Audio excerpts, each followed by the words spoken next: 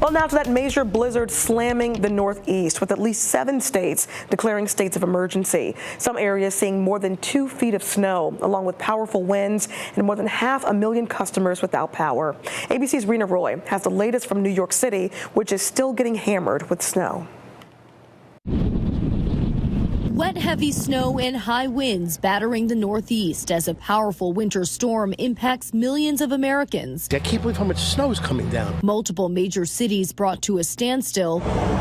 Officials in 7 states declaring states of emergency. We're taking this so seriously because literally lives are at stake. In New York City, a travel ban was in place for the first time in a decade. And in New Jersey, the entire state was under a blizzard warning for the first time in 30 years.